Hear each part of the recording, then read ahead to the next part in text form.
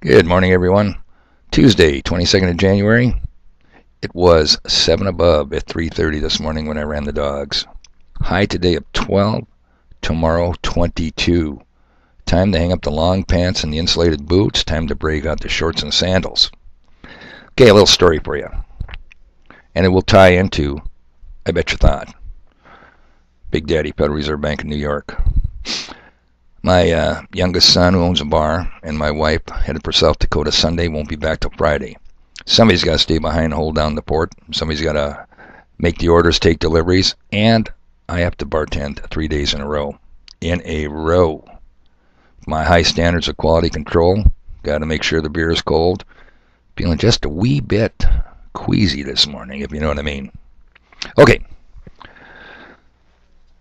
So I'm tending bar yesterday. And apparently the word got out in this small town that Dave Coram, that's me, also known as Big D, is posting videos on YouTube.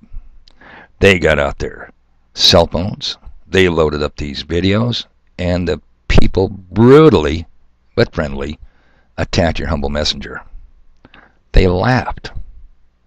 Had one guy say, "Oh, I can't take it anymore." Well, you know why you couldn't take it anymore? He wanted to talk about the super bowel.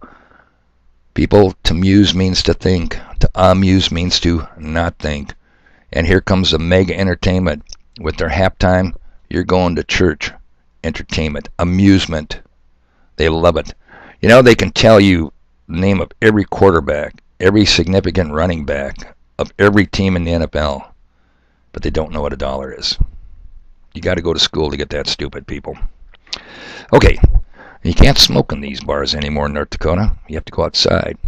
And I can't tell you how many times I've pointed up and says, "Look at those bastards spraying us," just like we're insects.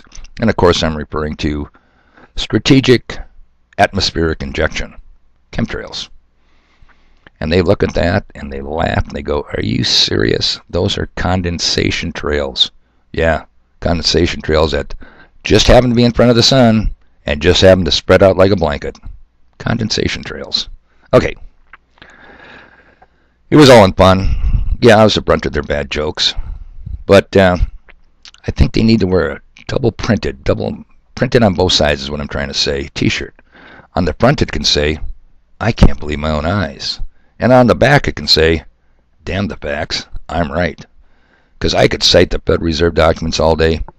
They don't want to hear it. They know. Okay, what causes this?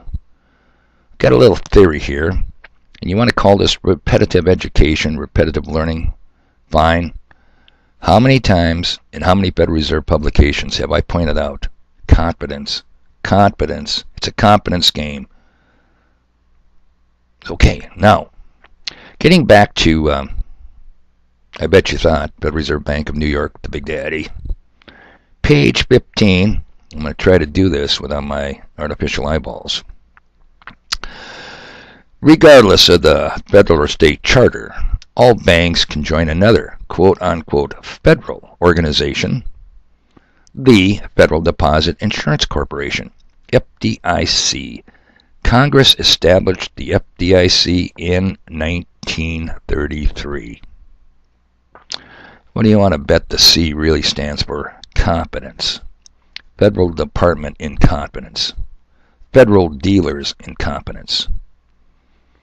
Now, Merrill Jenkins, who did the heavy lifting in this, termed this study monetary realism. Set that to aside. Everything I've been teaching lately.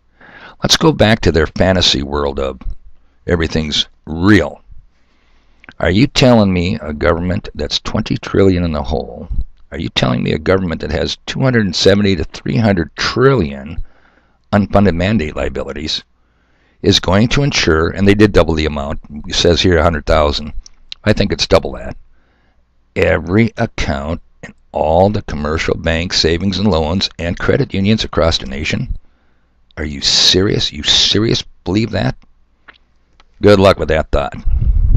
Okay. It's the people's confidence that they're able to take these copper nickel slugs, these Federal Reserve notes that aren't federal embrace no reserves and aren't notes by legal definition and stick their neighbor with them. That's why they take this stuff. Created in 1933. Now, what else was going on in 1933? Well, the Great Depression started October 29 and was well on its way in 1933. And we have another little nifty thing that happened in 1933. Old fireside chatter. Franklin Delano Roosevelt. Give me war or give me Eleanor. Signed an Executive Order 6102 on 5 April 1933. And what was that all about? That was about prohibiting private ownership of gold. Confiscation of gold. You better voluntarily turn in your gold by a certain date, or you're going to face heavy penalties. How heavy were these penalties? Up to $10,000 in fine, 5 to 10 years in the Fed pen. Just because you possess gold. And silver was tossed in there too. Gold or silver coin? Don't be hoarding this stuff. It's bad for government. I'll say it is. So, why would a government be afraid of its citizen owning gold or silver in coin form? Why would they have to confiscate it? Why would they get you to voluntarily confiscate it? You think FDR knew an honest Abe, who I don't think was very honest, knew back in the Civil War, that if you're going to fight a war and you expect the people to pay for it, you're not going to have your war, people. And you have a situation in 1860s where the holdings of gold and silver resided in the hands of the public. So Honest Abe, the Masonic lawyer, had to contrive a way to get these people to surrender their gold voluntarily, silver voluntarily, because how's he going to buy war materials from nations like Great Britain and France with paper money from a government that's at war with itself? They're not going to take it. They want the coin of the realm. They want gold and silver in coin form, or bullion gold. But don't be handing us your paper, and we're not going to be sending you no war materials. Any war materials. FDR knew the same thing. These government agencies, quasi-whatever, quote-unquote federal or not, do not just pop up overnight. They're well planned. The confiscation of our grandparents' gold was well planned. The confiscation of our silver coin in 1968 was well planned. And World War II, that took place on December 7th, 1941, was well planned. The United States desperately wanted to get into the European theater. Desperately.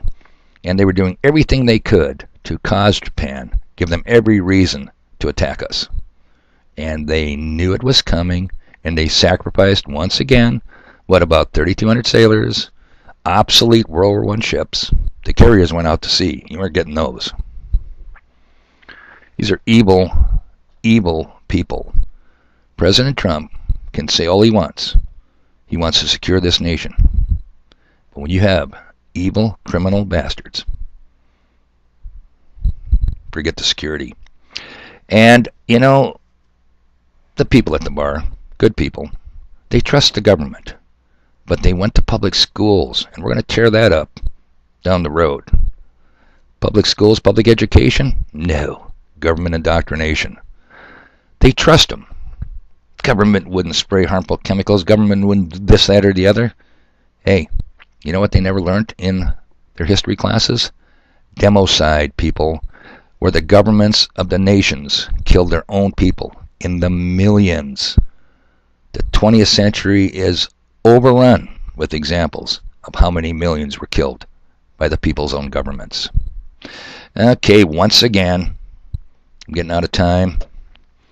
We will get through this. I bet you thought.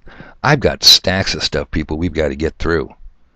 Now, thanks for watching. I need you to share. We've got to build up the numbers. We need to take advantage of numerical superiority. I can't do it all alone. I need your help. Okay, till tomorrow. Hey, tomorrow it's supposed to be a high of 9 in the morning. Can you believe this? Okay, till tomorrow. Thanks for watching, people. You guys have a good day.